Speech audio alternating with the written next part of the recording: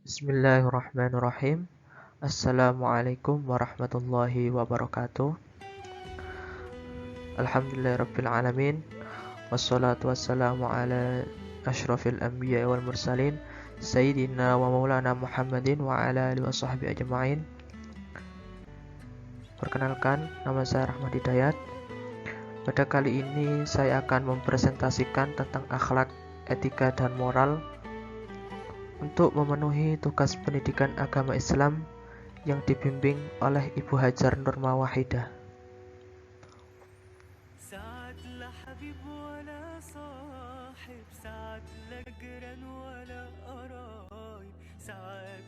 Yang pertama yaitu pengertian akhlak.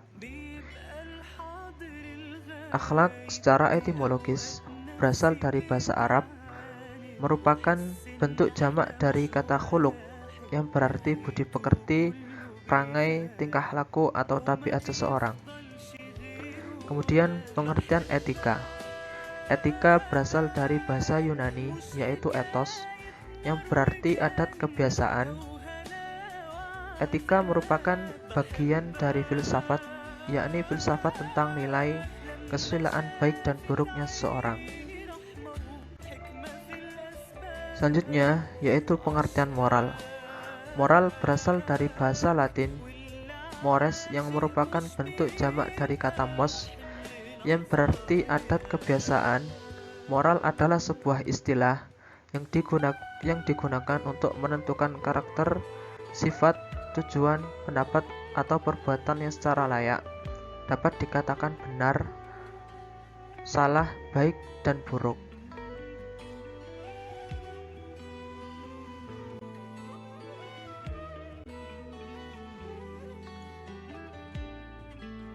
Ruang lingkup akhlak.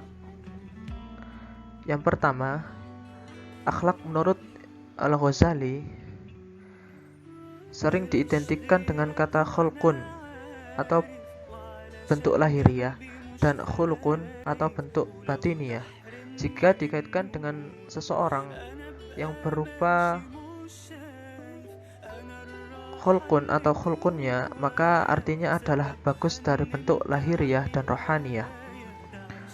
Dalam hal ini, kata khuluq yang artinya tabiat sinonim dari kata akhlak atau tata krama, kesusilaan atau sopan santun. Kata akhlak diidentikan sebagai budi pekerti. Dalam Al-Quran hanya ditemukan dalam bentuk tunggal, yaitu wa innaka la'ala khuluqin azim, yang artinya adalah sungguhnya kamu berbudi pekerti yang agung. Dari dua istilah tersebut, kita pahami bahwa manusia terdiri dari jasmaniyah dan batiniah. Untuk jasmaniyah, manusia sering menggunakan istilah khulqun, sedangkan rohaniyahnya, manusia menggunakan istilah khuluqun. Dua komponen ini memilih gerakan dan bentuk sendiri-sendiri. Ada kalanya bentuk jelek qabiah dan ada kalanya bentuk baik atau jamilah. Kata akhlak yang disebut adab juga digunakan sebagai arti tata krama atau kesopanan. Pembagian akhlak terbagi menjadi dua, yakni akhlak terpuji dan akhlakul karimah. Akhlakul karimah atau akhlak terpuji merupakan manifestasi keislaman atau keimanan paripurna seseorang muslim. Akhlakul karimah dalam pengertian luasnya ialah perilaku ataupun adab yang didasarkan pada nilai-nilai wahyu sebagaimana dipraktikkan oleh Nabi Muhammad SAW. Akhlak mulia yang dikontrol oleh nilai-nilai agama Islam dapat membuat seorang mampu menjalankan beberapa hal yang baik. Di antaranya yakni dalam berinteraksi dalam Allah, yaitu dengan akidah dan ibadah yang benar disertai dengan akhlak mulia. Kemudian dalam berinteraksi dengan diri sendiri, yaitu dengan bersifat objektif, jujur, konsisten, dan mengikuti aturan Allah. Dalam berinteraksi dengan orang-orang, yaitu dengan memberikan hak-hak mereka, amanah, serta menunaikan kewajiban ditetapkan oleh syariat-syariat Allah. Kemudian akhlak tercela atau akhlak madmumah. Akhlak tercela merupakan perbuatan buruk terhadap Allah, sesama manusia, atau sama makhluk lain. Akhlak yang buruk itu berasal dari penyakit hati seperti iri hati, ujub, dengki, dan sombong, atau hasud dan munafik. Penyakit-penyakit hati ini mengakibatkan berbagai macam kerusakan bagi orang itu sendiri. Orang lain yang sekitarnya pun merasakan kejelekan dari sikap tersebut. Pembagian akhlak sendiri dibagi menjadi beberapa hal. Yang pertama adalah akhlak terhadap Allah Subhanahu wa taala. Akhlak yang baik kepada Allah, berucap dan bertingkah laku yang terpuji terhadap Allah Subhanahu wa taala, baik melalui ibadah langsung kepada Allah seperti sholat, puasa, dan sebagainya, maupun melalui perilaku-perilaku tertentu yang mencerminkan hubungan atau komunikasi dengan Allah di luar ibadah itu. Kemudian beriman, yaitu meyakini wujud dan keesaan Allah, serta meyakini apa yang difirmankannya, seperti iman kepada malaikat, kepada kitab-kitab Allah, rasul-rasul Allah, hari kiamat, dan qada-qadar Allah. Beriman merupakan fondamen dari seluruh bagian bangunan akhlak Islam.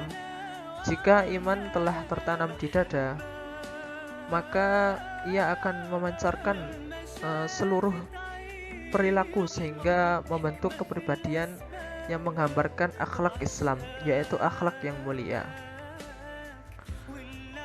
Kemudian taat, yaitu patuh kepada segala perintahnya dan menjauhi segala larangannya. Sikap taat kepada perintah Allah merupakan sikap yang paling mendasar setelah beriman, merupakan gambaran langsung dari adanya iman dalam hati. Kemudian ikhlas, yaitu melaksanakan perintah Allah dengan pasrah tanpa mengharapkan sesuatu kecuali keridhaan Allah. Selanjutnya yaitu khusyuk, yaitu bersatunya pikiran dengan perasaan batin dalam perbuatan yang sedang dikerjakannya atau melaksanakan perintah dengan sungguh-sungguh. Khusyuk melahirkan ketenangan batin dan perasaan pada orang yang melakukannya.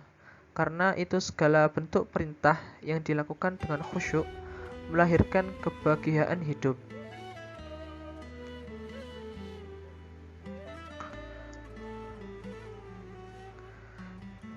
Kemudian etika.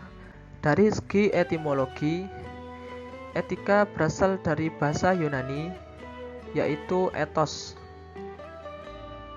yang berarti watak kesusilaan atau adat. Dalam Kamus Umum Bahasa Indonesia, etika diartikan ilmu pengetahuan tentang asas-asas akhlak atau moral. Dalam pengertian keabsahan ini, terlihat bahwa etika berhubungan dengan upaya menentukan tingkah laku manusia. Satu kata yang hampir sama dengan etika dan sering dimaknai sama oleh sebagian orang adalah etiket. Meskipun dua kata ini hampir sama, dari segi bentuk dan unsurnya memiliki makna yang sangat berbeda. Jika etika berbicara tentang moral baik buruknya orang, etika berbicara tentang sopan santun. Secara umum, dua kata ini diakui memiliki beberapa persamaan sekaligus perbedaan. Selanjutnya yaitu moral. Arti moral dari segi bahasa berasal dari bahasa Latin, yaitu mores, jamak dari kata mos yang berarti adat kebiasaan. Di dalam Kamus Umum Bahasa Indonesia, dikatakan bahwa moral adalah penentuan baik buruk terhadap perbuatan dan kelakuan.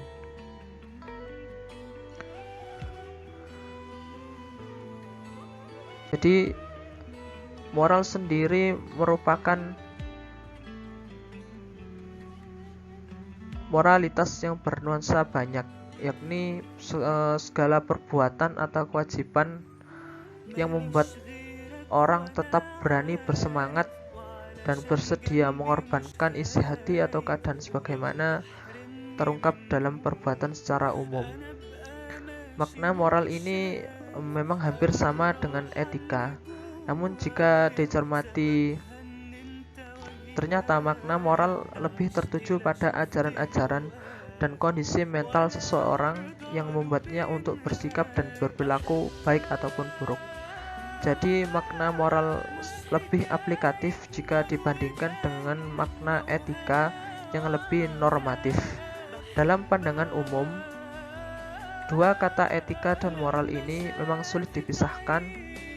Etika merupakan kajian atau filsafat tentang moral, dan moral merupakan perwujudan etika dalam sikap dan berperilaku nyata sehari-hari.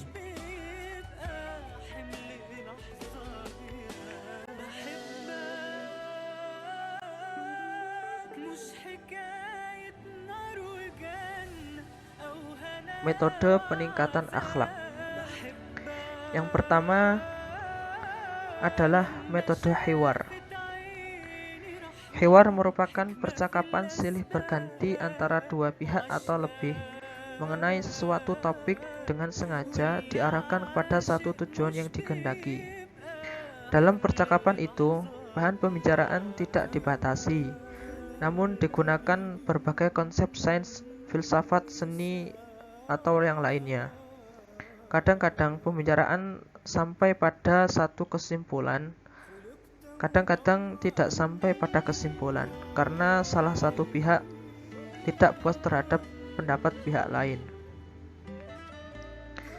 Selanjutnya yaitu metode kisah.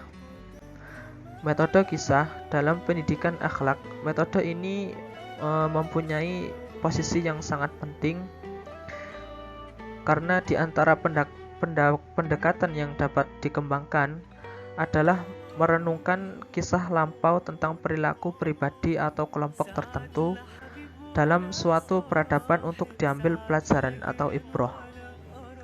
Dari sejumlah kisah dalam Al-Quran dan hadis, didapati sejumlah kisah yang bersifat baik dan buruk serta akibat yang ditimbulkan dari pelaku tokoh masyarakat yang ditampilkan. Contohnya dalam Al-Quran surah Yusuf, A'udzubillahi minasyaitonirrajim, Nahnu naqussu 'alaika ahsanal qasasi bima awhayna ilaika hadzal Qur'an wa in kunta min qablihi laminal ghafilin. Kami ceritakan kepadamu kisah yang paling baik dengan mewahyukan Al-Quran ini. Dan sesungguhnya kamu sebelum mewahyukannya adalah termasuk orang yang belum mengetahui. Jadi banyak sekali metode-metode kisah dalam Al-Quran. Selain surah Yusuf, terdapat juga dalam Quran surah Al-Kahfi, surah Maryam, surah Al-Luqman, dan surah-surah lain yang menceritakan kisah-kisah terdahulu. Selanjutnya yaitu metode amthal atau perumpamaan. Metode perumpamaan, metode ini banyak kita temukan dalam Al-Quran, antara lain yaitu dalam Quran surah Al-Baqarah ayat 17 yang merupakan perumpamaan orang kafir itu seperti orang yang menyalakan api, dan perumpamaan mereka adalah seperti orang yang menyalakan api, maka setelah api itu menerangi sekeliling, Allah akan hilangkan cahaya yang menyinari mereka dan membiarkan mereka dalam kegelapan dan tidak dapat melihat. Dalam hal ini Allah mengibaratkan orang-orang kafir itu mempunyai pelindung seperti sarang laba-laba. Jadi sarang laba-laba merupakan pelindung yang paling lemah. Dalam hal ini sesungguhnya rumah yang paling lemah adalah rumah laba-laba kalau mereka mengetahui.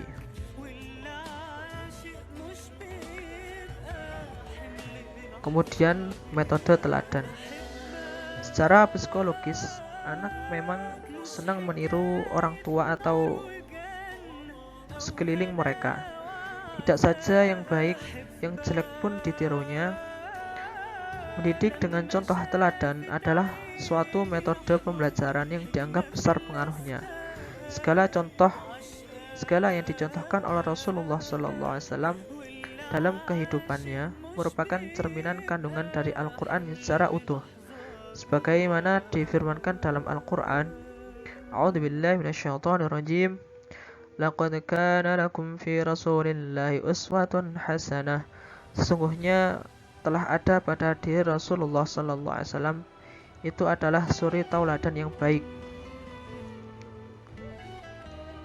Kemudian metode pembiasaan. Inti sari dari metode pembiasaan adalah metode pengulang-ulang. Jadi bahwa dengan cara mengulang-ulang ini dalam berbuat sesuatu dapat meninggalkan kesan-kesan yang baik dalam jiwanya.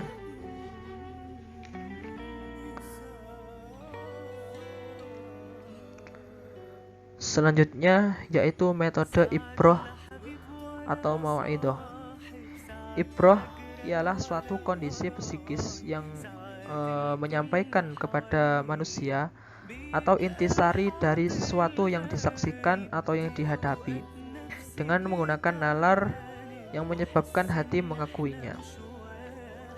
Adapun mau'idoh sendiri ialah nasihat yang lembut yang diterima oleh hati dengan cara menjelaskan pahala dan ancaman. Dalam hal ini banyak sekali metode-metode yang bisa digunakan. Dalam hal ini mau'idoh sendiri banyak sekali dan sering kali kita dengarkan. Contohnya saja dalam majelis-majelis di masjid ataupun majelis-majelis sholawat, ataupun juga ketika menghadiri suatu pengajian ataupun dalam khutbah Jumat. Selanjutnya yaitu metode targhib wa tarhib. Metode targhib ialah janji terhadap kesenangan, kenikmatan akhirat yang disertai dengan bujukan. Tarhib sendiri ialah ancaman karena dosa yang dilakukannya. Jadi contohnya dalam Quran surah Az-Zumar, bahwasannya bagi mereka lapisan-lapisan dari api di atas mereka dan di bawah mereka pun lapisan-lapisan api. Demikianlah Allah mempertakuti hamba-hambanya dengan azab itu. Maka bertakwalah kepadaku, wahai hamba-hambaku.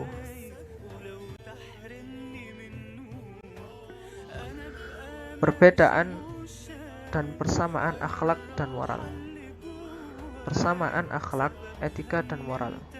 Ada beberapa persamaan antara akhlak, etika, dan moral dapat dipaparkan sebagai berikut. Yang pertama, akhlak, etika, dan moral mengacu kepada ajaran atau gambaran tentang perbuatan, tingkah laku, sifat, dan perangai yang baik. Yang kedua, akhlak, etika, moral merupakan prinsip atau aturan hidup manusia yang menakar martabat dan harkat kemanusiaannya.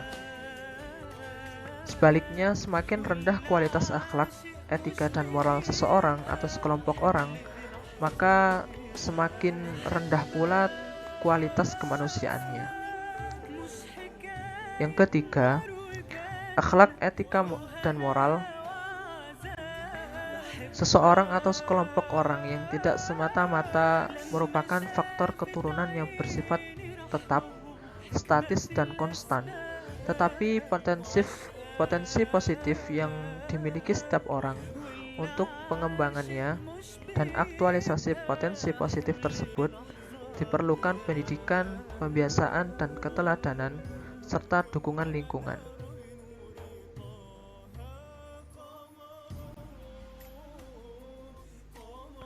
Persamaan, perbedaan akhlak, etika, dan moral.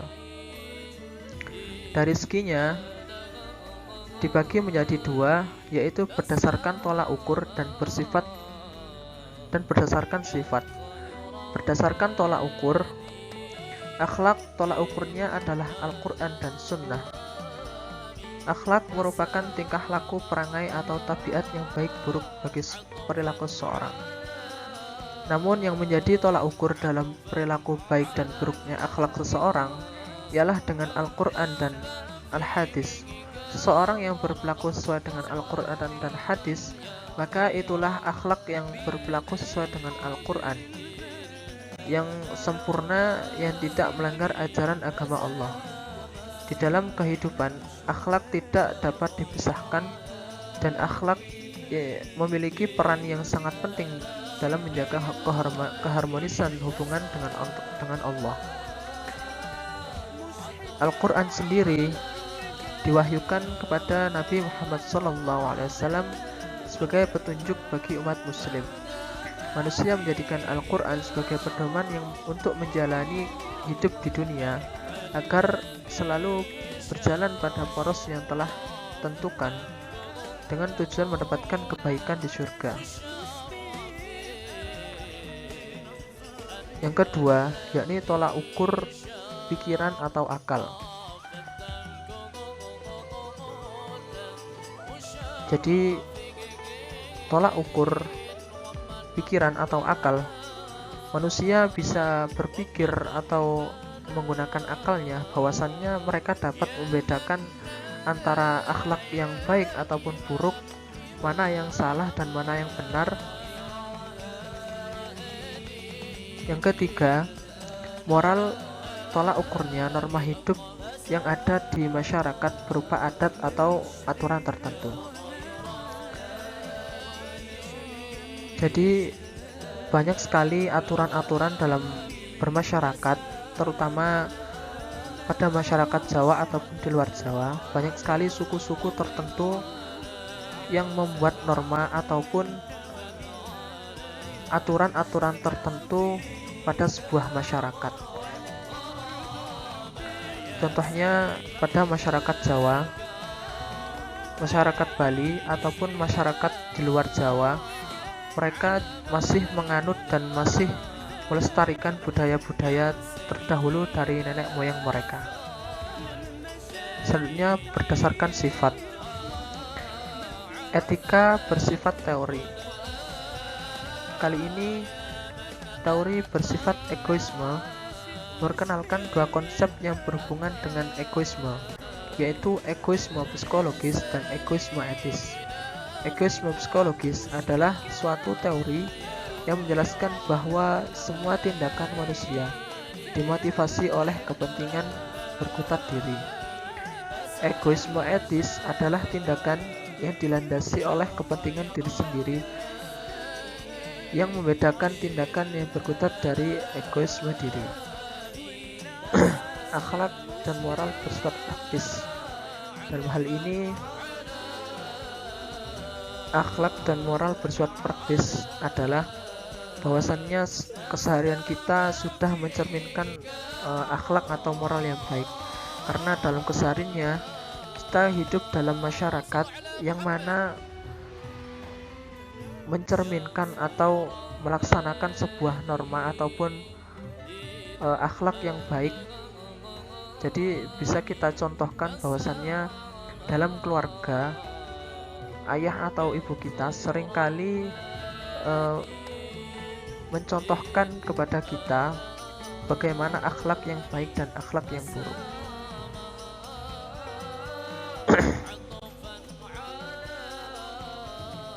Nilai-nilai akhlak.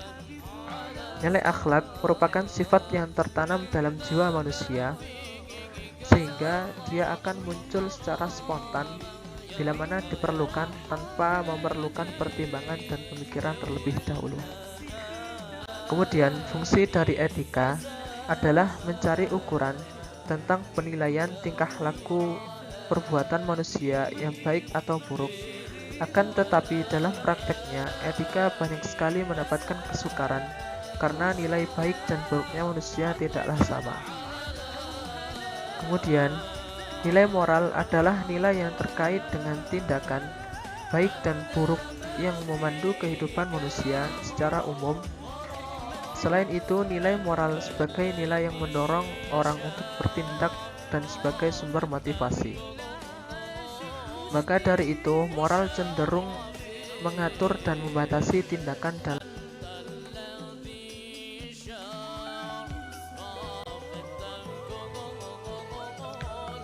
memang mungkin pada kali ini banyak sekali remaja-remaja ataupun orang yang belum mengenal agama terlalu dalam, mereka sangat menyepelekan akhlak, padahal akhlak sendiri telah diatur dalam Al-Quran dan dalam hadisnya. Dalam hal ini, kalau kita bisa mengkaji lebih dalam, atau kita kalau dalam lingkup pesantren, banyak sekali kitab-kitab yang menjelaskan tentang pentingnya berakhlak. Contohnya dalam kitab Akhlaqul Libanin, Adabul Alim, Ta'limul Muta'alim, dan yang lainnya. Banyak sekali kitab-kitab yang mengkaji akhlak.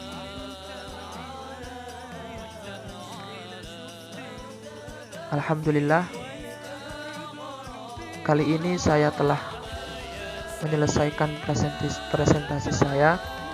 Apabila ada kata salah atau kekurangan, wabillahi taufiq wal hidayah. Wassalamualaikum warahmatullahi wabarakatuh.